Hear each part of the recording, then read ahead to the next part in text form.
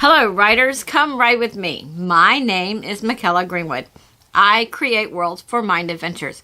Welcome to my channel, Write with Michaela. Don't forget to like and subscribe and hit the bell so you can go on this journey with me. Today is Tuesday, and today we're going to talk about jargon. And I'm not going to give you specific terms today. We're going to speak generally. Excuse me. I want to start with a broad concept, and that is that we use 20% of a language 80% of the time. Well, let that sink in for a minute. 20% of the language 80% of the time. When I was younger and I heard that, it didn't make any sense to me. As I got older, I gained more vocabulary and I used even more of the language, but I still didn't understand 20% of the language 80% of the time. Then I studied another language. When you study another language, there are certain words and phrases that you need to get by, like where's the bathroom, where's the store, where's the exit entrance, or will it be cold tomorrow? When did you arrive? I could go on, but you get the idea. You need to know how to communicate and get around, but you don't need to learn the whole language to do that. And that basic vocabulary, that is the 20% that we use 80% of the time. Hello, how are you? How many kids do you have? Are you married? Are you single? What did you do yesterday? What did you have for lunch? All those things. That's 20% of the language, and we speak about those kinds of things 80% of the time. So, what exactly is the 80% of the language that we use 20% of the time? One day, one day it hit me. Okay, a mechanic has his own vocabulary. A construction worker has his vocabulary. A doctor and nurse have their vocabulary. A scientist has his or her vocabulary. We could list every occupation. And in today's time, that list is expanding and expanding and expanding. For example, a digital marketing engineer. That position didn't exist when I was growing up because there was no internet. There was no Wi-Fi. There was no cell phone. I could list a lot of today's terms that we didn't have when I was growing up. We didn't even have microwaves until I was a teen. So, you see, as we get more and more technology and more things are created, we get more and more vocabulary. So, why am I bothering about this? We all know this to a degree. Well, we'll get to that. Now for a minute, let's think about a car. It has air filters and carbon air filters and spark plugs and timing belts, a water pump, an engine, tires and wheels, etc. And some of us know there is a difference between the tire and the wheel. Some of us don't. And some of us could care less. Now, if a mechanic came to me, and told me I needed to replace 3 of my spark plugs, he might tell me they weren't firing like they were supposed to, and he might tell me the spark plug number 2 and number 5 or whatever. And I would probably agree if my car had been dying on me, or something sputtering or dying or whatever. However, the number of the spark plug wouldn't make any sense. Like spark plug number 5 wouldn't make any sense. The 3 spark plugs, you need 3 spark plugs, that would register, but not I need the second one or the 5th one or whichever one it was. Those numbers wouldn't mean a thing to me. If the mechanic went any deeper into the explanation, I would be lost. Now, a guy that goes to get his car fixed and say he's fiddled with fixing cars, he would understand a deeper explanation. So here's the why we are talking about this. When you are writing a story, if you have a mechanic in your story, he or she needs to be able to use all the jargon of a mechanic, and it needs to be accurate. This character doesn't have to know everything. For example, he or she may or may not need to know how many axles are on an 18-wheeler. If they only work on cars and trucks, then probably they don't need to know that. But they should be able to tell you about and pass a test on transmission and the gears and the alignment, etc. This character could take continuing education for the new technology on cars. My dad worked on cars a little bit. He fiddled with them. I wouldn't say he was necessarily a mechanic, but he was handy with tools and stuff. And he liked to work on cars that had standard transmissions.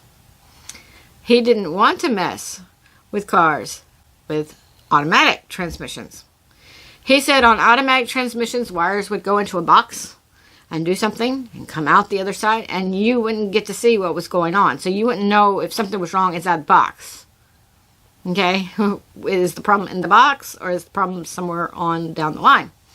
With this detail, you can assume that characters have a specialty. So if you have a mechanic in your story, he could work on standard transmissions or automatic transmissions or electric transmission or hybrid transmission, all of those things.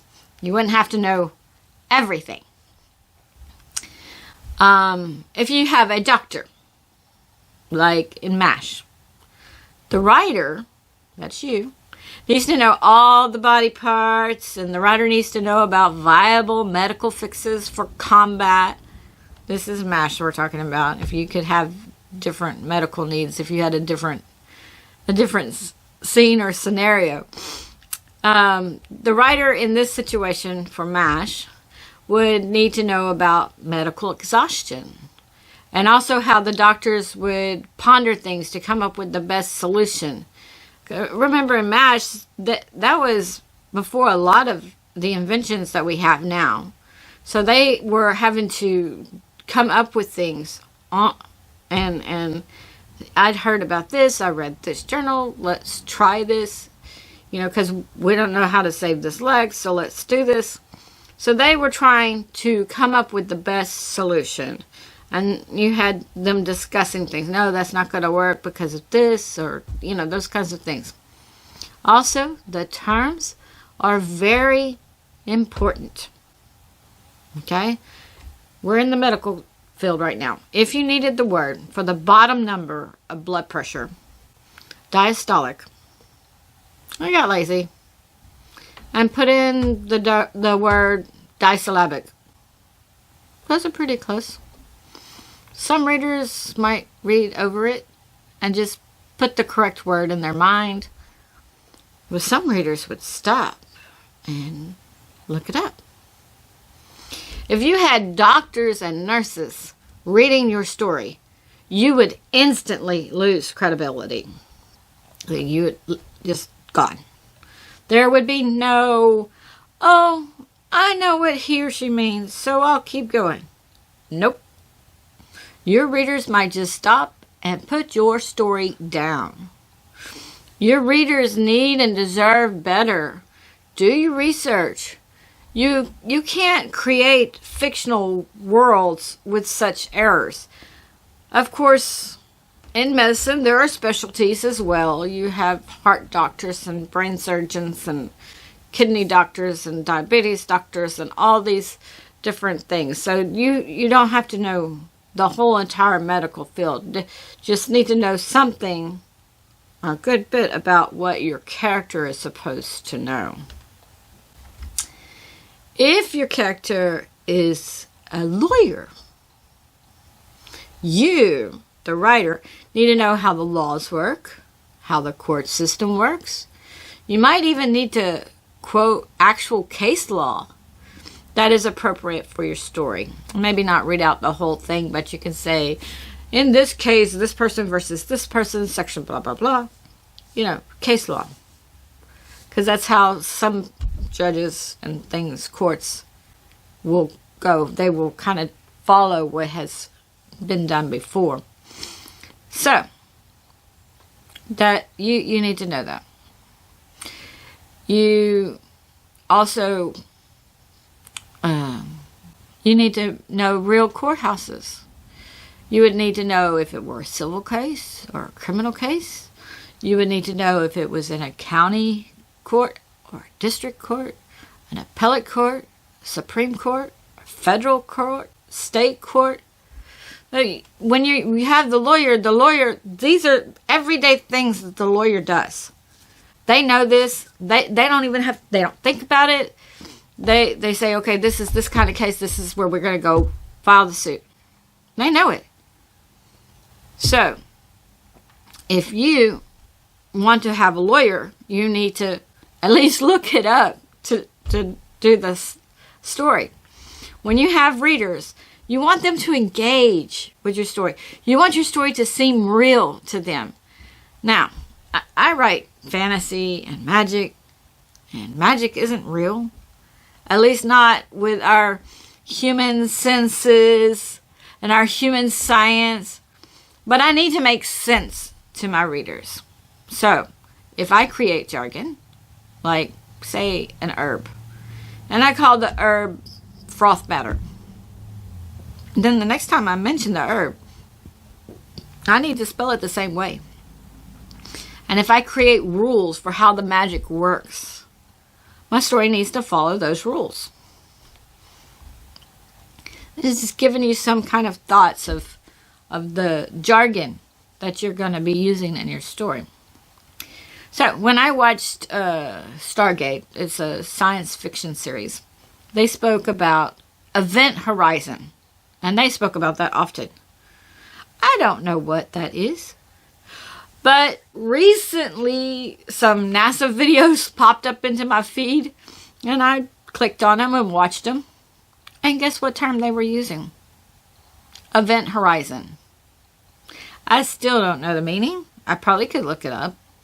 But that term, event horizon, more validates what jargon the show was using. They were using terms in that science fiction field, or the, not science fiction, but in the NASA field, the real science field terms were used in the science fiction show.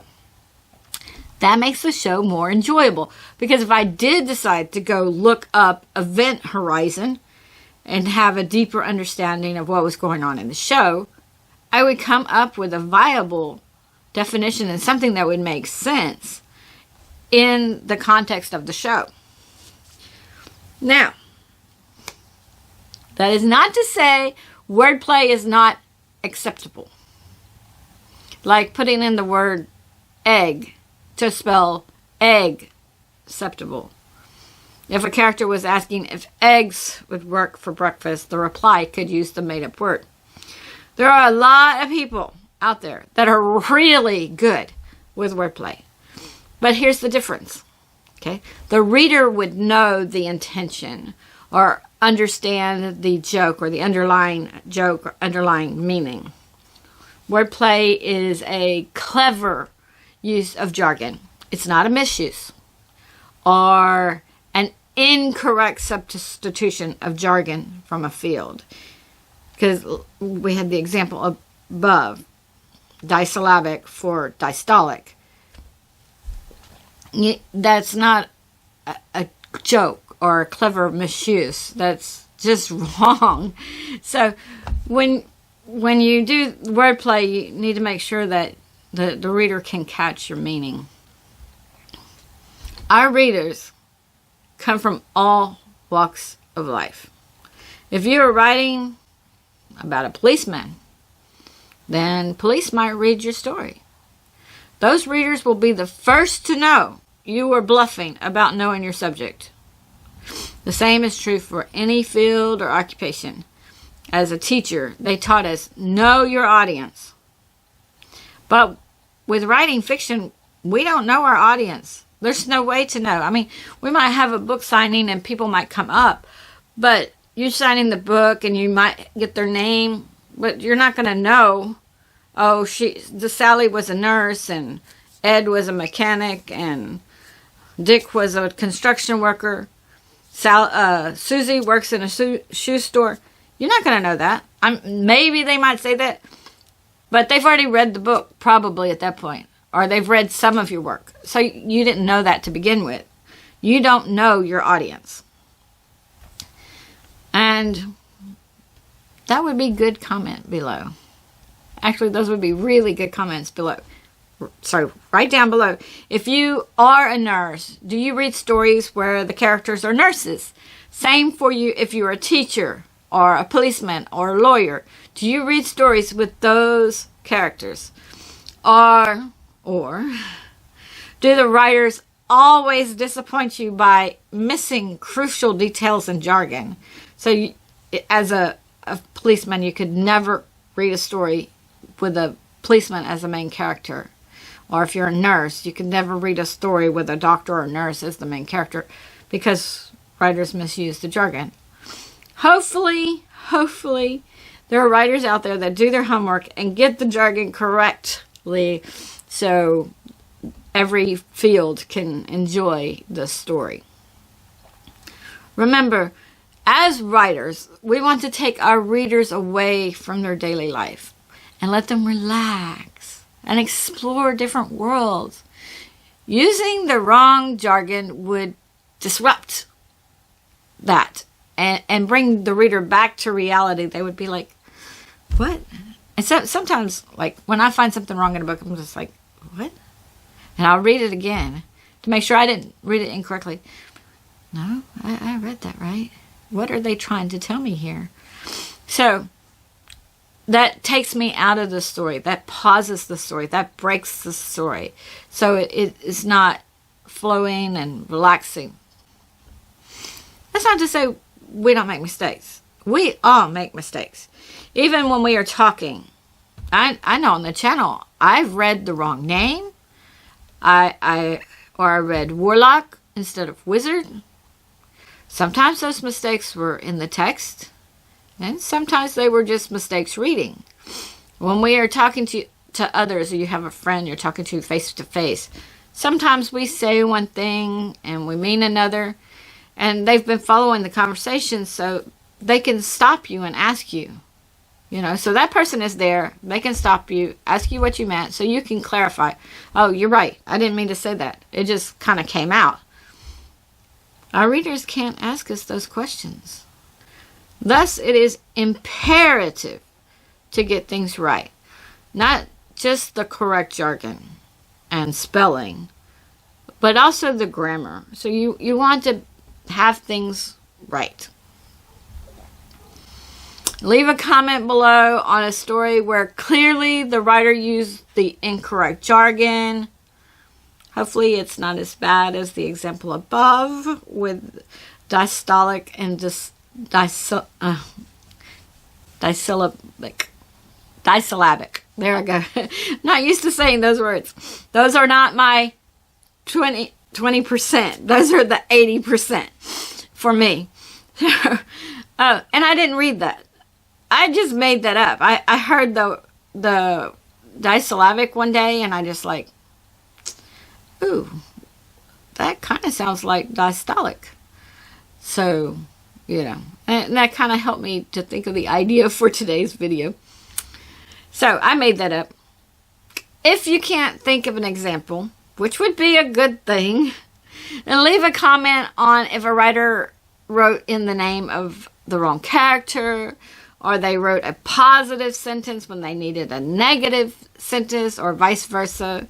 Like, maybe, the enemy was coming and their guns were jammed, so they fired several shots. And then it should have been the enemies were coming and their guns were jamming, but they couldn't fire several shots. So that negative versus positive kind of thing, and that's just leaving out a word.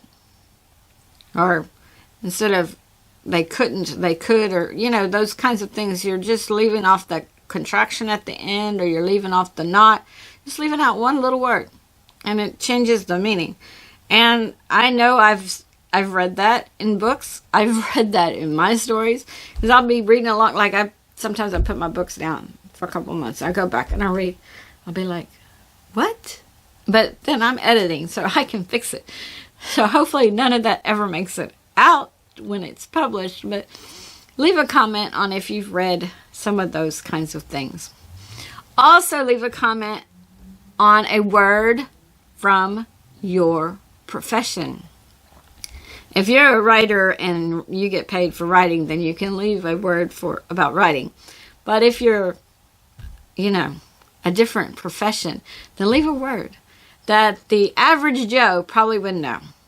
So we can explore the 80% of the English language that we don't know. And it can be any profession. If you're a construction worker, I'm sure you have a lot of terms that I don't know. If you're a doctor, I don't know. Lawyer, I don't know. So, I work in a law office as kind of a secretary for my pay, not for my fun. But so this is my fun right here. Anyway, I'm scanning things. That's my job. I scan in this document, that document, and these words are there, and I have no idea what this word is, and I don't know. Okay, so they're going to file this motion with prejudice, or without prejudice. I know what prejudice means in everyday speech, but not with the legal sense. I think it means something about, like they can file later or they cannot file later or something. I'm not totally sure. But if you're a lawyer, I'm sure you would know.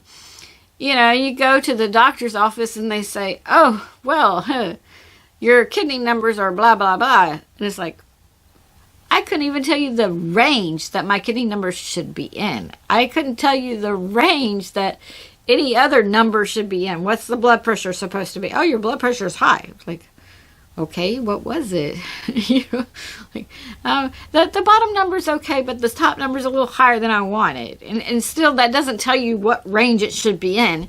So, if you're in one of these other fields, then you could leave a word that you use every day.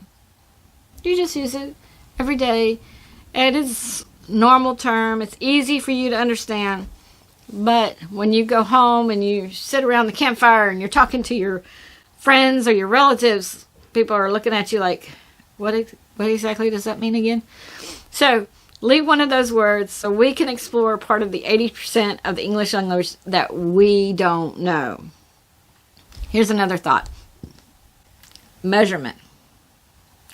When you have a character, say, throw something or run a certain distance, know the measurements. 50 feet and 50 yards are two different things. If you ever watched a football game, you know that for sure. They're two different things. So how far is it? If you don't watch football, then you may not have an idea of how big 50 yards is. What about a liter and a gallon? Those are two different things. 50 ounces and 50 grams. Those are two different things. This is especially important if you are accustomed to one system, but your story is in another system.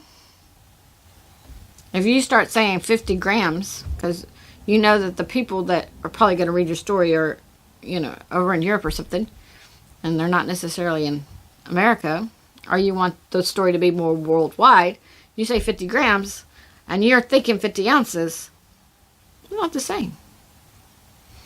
Two different things. Same goes for temperature. Okay? 32 degrees Fahrenheit is freezing. But 32 degrees Celsius, that's almost 90 degrees Fahrenheit. We have Google. So conversions are easy. So don't get so worried or upset or whatever. Just double check yourself. Okay, I think it's going to be about 98 degrees. What's the temperature in Celsius? So you could you could do an easy conversion, or you could convert grams to ounces or grams to pounds or whatever, and you have grams to pounds at 0.0 something pounds, or so you could kind of get an idea, and you could ask Google all kinds of things. What's the farthest that a football player has ever thrown a football? And it probably isn't going to be 50 feet. If I threw football, it might be 50 feet, but football players can throw farther than 50 feet. Maybe not 50 yards. They can kick it 50 yards, but they can't throw. I don't know. You'd have to look that up to see how far they could throw it. So if you had football in your story, you would want it to be realistic. And if you start saying they threw the football 50 feet, well, that might be from your garage to the end of your driveway.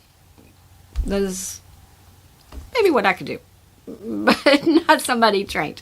So, look it up. Google is so good for us right now. This is the age of information. So take advantage of all the information. If you're not really sure how far you could throw the football or baseball or what, go out in the park, and you can put one of those little colored golf tees down, stand next to it, throw whatever it is that you're throwing, and then put your measure tape and go walk up to wherever you threw and measure it and see, oh, okay, that's how far I can throw. Then you would know. And when you do that kind of stuff, you make your stories more real to the people because it's believable. But if you could throw 30 feet and you put in 30 yards, depending on what you're throwing, if you're throwing a ball, it might could go farther, but if you're throwing a log, it's not going to go that far. So you want your story to be believable. And I know they have movies out there that are way over the top with things that happen that are not believable. It is an action movie or whatever, so you expect that. That's the expected. But in a book, unless you're far out with reality, you want it to be believable. Now, I know some of you don't want to go out of your house and take a little golf tee and throw whatever it is that you have in your story. You may not even have whatever it is in your story. Throw it and measure it. So another idea is to take a low-level class in a topic if you're going to write about it, like Law 101 or Auto Mechanic 101. If you can't take a class, there's probably a book like Law for Dummies, or there is a YouTube video about it. Sometimes you have to type a few different queries to get the right thing. How to knit. And then you got this video that can knit a big fancy sweater with all the cables and stuff, and all you wanted to do was cast on your stitches. You might have to type a different search. But there's a YouTube about it. There's a YouTube on casting on the stitches. There's a YouTube on cables. There's a YouTube on the whole sweater. There's a YouTube on lots of things. Even some of the auto mechanics and the woodworking and stuff. There's YouTube about it. So sometimes you have to type a different query, get the right thing, and you'll probably find a whole bunch more than you need or want. We live in a great age. I've said this. We live in a great age. The age of information. Use your resources and get your jargon right and get your temperature right and get your measurements right. Now, once you're published and accomplished, you can probably call up a real lawyer or doctor or mechanic and ask to interview them. Hello, my name is Michaela Greenwood. I write fiction. And I have a character in my story that is, would you mind if I interviewed you and asked you some questions and stuff like that? And some of them, might be honored that you doing that. Some of you would be lucky enough for the person to read through your manuscript and give you suggestions or very insightful tips. Go, this is a doctor scene, and at this point I wouldn't be doing this part. I would do that if it was, they might give you some tips. Because even when you take these little courses or you watch these YouTube videos, you're not going to get everything. But some of us aren't going to have those kinds of people that we can interview. Some of us know people that are in those fields. So if you can get the information, you can interview, then do it. And make your writing all that much better. Make sure that you have the right jargon and the timing and the measurement, everything. As good as you can. And double check your jargon that you don't use every day. Okay, writers, I have given you a lot to think about. We are wordsmiths, and there are a lot of words out there for us to play with. There are a lot of genres for us to write in. There are a lot of settings that we can use, including time. And that's not mentioning theme or mood. Have fun writing. And then, when you edit, double check your terms, especially those you don't use on a daily basis. Those terms that are in the 80% of the language that you use 20% of the time. Check those terms. Join me Friday for Eleni's Pride, Breaking Point, Chapter 11. Join me Tuesday for something anticlimactic. Don't worry, you will enjoy it. Please visit my website, bymckella.com, and read some character bios. And send your writings and chapters to writewithmckella@gmail.com. If you hit like and subscribe and the bell notification, then we will continue to write together. Thank you for joining me today. I really appreciate your participation. If you know someone who would like this video, then please share it with them. This is Mckella with Write with Mckella. Bye for now.